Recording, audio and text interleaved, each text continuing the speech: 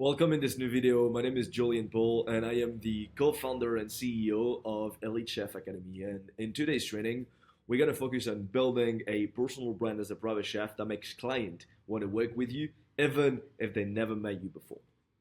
The first point that we're gonna approach is defining what we call a unique brand identity, aka identity magnet.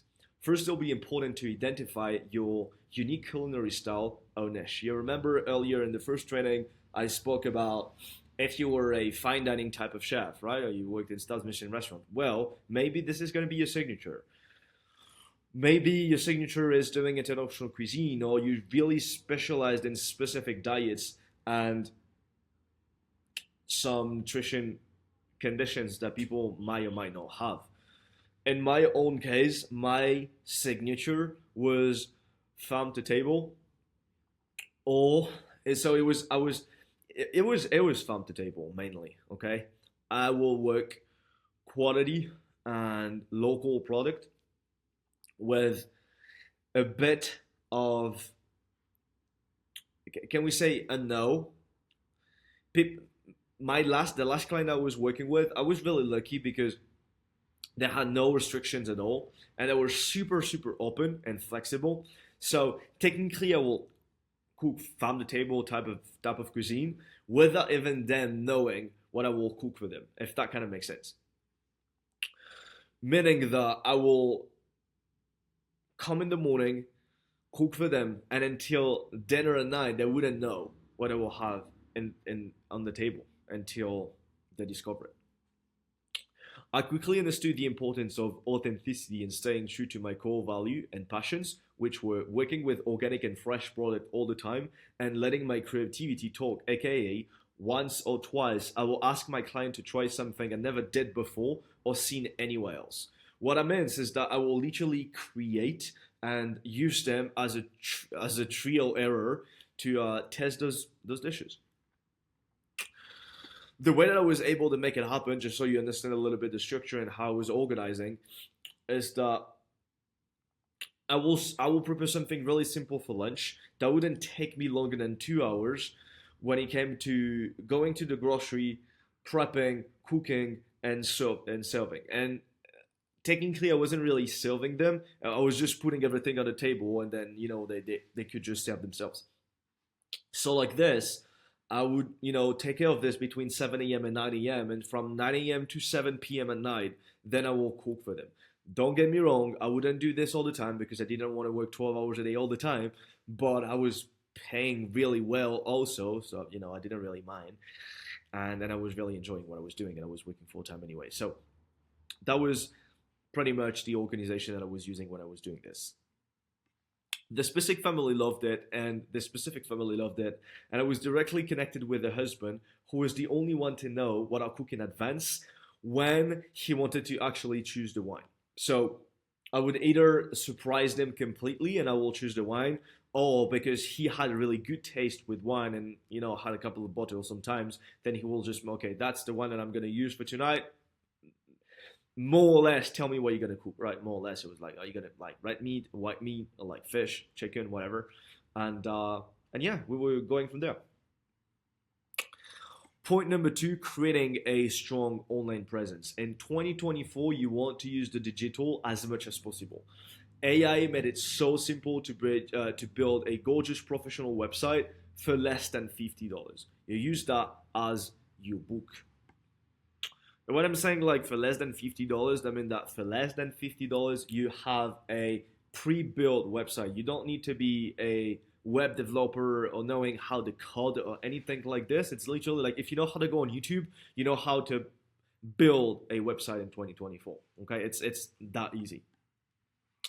Keep also in mind that social media such as TikTok, YouTube, and Instagram are going super strong too by creating engaging content, recipe posts, cooking videos, clients highlights, like a daily life of a private chef type of video. Back in the day, when I got started in the space, I didn't need social media as much as I do right now, but I will say that that is one thing that becomes non-negotiable in 2024 because your competition, they're still not doing it. So if by just doing it, you put yourself in a better position. And when I'm saying use your social media, again, I'm not telling you to become an influencer. I'm just telling you that the same way as go to the website. It's like creating a website doesn't mean that you need to know how to code. If you know how to code, you know how to build a website from scratch, but you don't need to know how to code to have an amazing, good looking website. Same goes to social media. You don't need to be an influencer and have tens of thousands of followers to use your social media to brand yourself. Okay, there's two different things between like having followers and using social media as somewhere that you can present what you're doing and staying in touch and creating proximity with your audience. Doing it though will only work with consistent, high quality image and videos to represent your brand well. Nothing at all with having engagement, likes, and followers, but only about the consistency and the quality. Building trust and credibility. It'll be important for you to find any sorts of reviews and testimonials, create them. When I'm saying create them, is create them with people that you already work with, right? And how they can be used to build trust with potential clients. People buy other people's good experiences. So you might have no clients yet, but I'm sure that you have past employers, colleagues, or even family members that you can organize an event for that you'll use that as a baseline, as your first couple of case studies. Position yourself always as the number one, even if it feels scary and that you've never done that. You better to provide the best service as possible to work with the best people as possible. Make yourself look professional and reliable, delivering exceptional service consistently. What I mean by position yourself always as the number one is that let's just use a scale and say you can either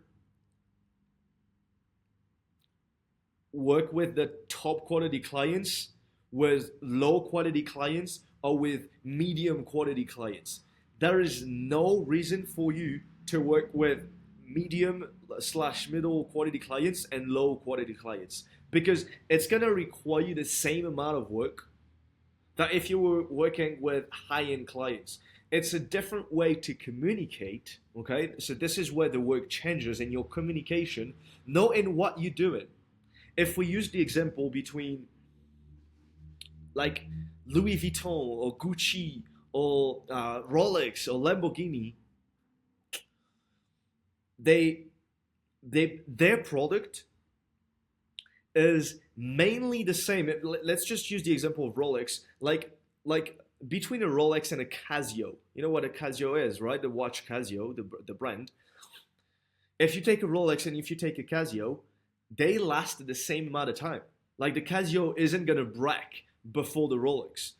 Same with the car. If you take a Toyota or a Lamborghini, I mean the Lamborghini is faster than a Toyota. It looks better, but the Toyota most likely gonna last longer than the Lamborghini. Okay, but it's in the way that they communicate and that they brand what they're doing that they able to sell the car. What?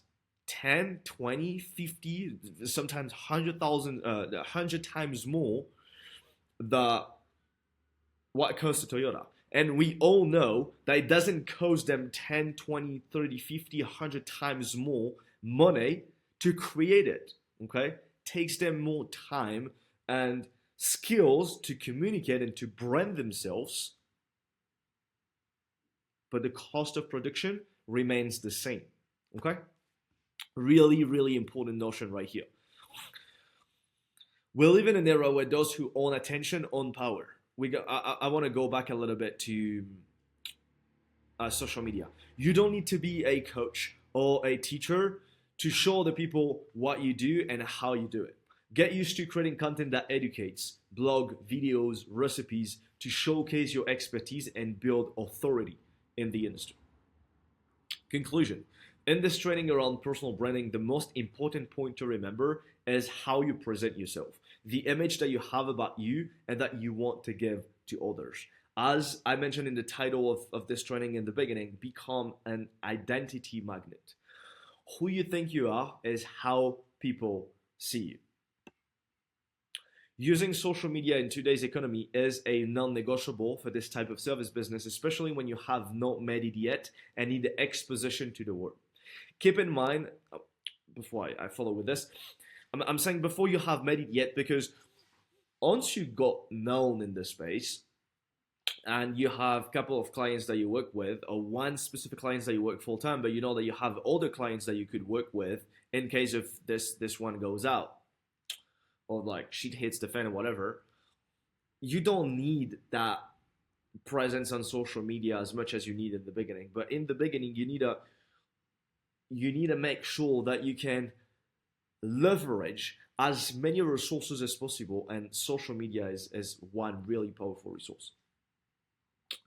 Keep in mind, using social media doesn't mean being an influencer and having tens of thousands of followers. This is not what makes people trustworthy and reliable. There are a lot of people in the world, okay, and I'm not gonna name anybody, that have millions of followers on social media, and what they sell is a piece of shit, right? And there are people on social media or that don't exist on social media that have great product, but nobody knows about them, so they're not selling anything. Okay. What does you being trustworthy is the quality of what you put out there and the conviction that you have about it. That's the end of this video.